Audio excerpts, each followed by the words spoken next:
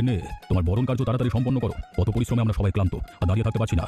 তোমার কেবল সবকিছুতেই তাড়াহুড়ো। নতুন বউ বাড়িতে প্রথম এসেছে, ভালোভাবে বরণ করে সঙ্গে থাকা সব অশুভ শক্তিকে দূর করতে হবে। তোমরা থাকলে আর অশুভ শক্তি লাগে, এক একজন এক একটা শক্তির প্রতীক। দেখো বাবা, আজকের এইদিকে আমাদের বলবে না। বাবা এমন কি অন্যায় বলেছে? তিনি তো ঠিকই বলেছেন, বউটাকে তোরা একটু শান্তিতে থাকতে দিবি। তাই নাকি? আমরা কি অশান্তিতে পড়ি বলো তো? কি শুরু করলি তোরা? বউটা আসতে না ঝগড়া শুরু করলি? থাম সবাই থাম, আমাকে মন দিয়ে একটু বরণটা করতে দে। এই থামো থামো সবাই, মায়ের মাথা গরম হয়ে যাচ্ছে, পরে কাণ্ড করে বসে কে জানে। বরণ করা শেষ, এবার একটু মিষ্টি খাও মা। কিন্তু আমি তো মিষ্টি খাই না মা। শ্বশুর বাড়িতে নতুন এলে একটু মিষ্টি মুখ করতে হয়। ওমালতি, মিষ্টি থালাটা দে তো মা। এই নাও মা, মিষ্টি থালাটা এদিকে। মিষ্টি মুখ হয়ে গেল, এবার বৌমাকে নিয়ে যাও, আমরা বাড়ির ভেতরে প্রবেশ করি।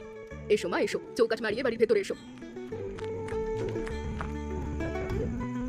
এবার এই পাত্রে পা ডুবিয়ে রাঙা পায়ে নিজের ঘরে যাও। ওমালতি, ছোট বউকে ওদের ঘরে নিয়ে যা। ঠিক আছে মা, যাচ্ছি। ও বউ, এসো এসো আমার সাথে। বউ, ও বউ, প্রকাশ কি নতুন বউ নিয়ে এসেছে? এই যে বুড়িমার টাকাটাকে শুরু হলো, এখন কান খেয়ে ফেলবে। বউ, ও বউ, কিলা ঘরে নাই কি কেউ? কেবলই ওরা এসেছে মা, বরণ করে তুললাম মাত্র। তাহলে নতুন বউকে আমার ঘরে পাঠাও, আমি বউ দেখবো। দেখো দেখি কাণ্ড, আস্তে না আস্তে মায়ের পাগলামি শুরু হয়েছে। এখন আলতা পায়ে ওনার ঘরে যাবে। কি আর করার, মা যখন একবার আদেশ দিয়েছে ওকে নিয়ে যেতেই হবে। এসো নতুন বউ, তুমি আমার সাথে এসো। ঠাকুমা, বউ নিয়ে এসেছি। নতুন বউ এসেছে? আয় দিদি ভাই, এদিকে আয়, বস এদিকে। তোমাকে বসতে বলেছে, নাও বসো ওনার পাশে। বেশ বেশ, এবার দেখি বউয়ের মুখখানি কেমন বউ এনেছে প্রকাশ। মুখ দেখে কি হবে ঠাকুমা, আপনি তো চোখেই দেখতে পারেন না।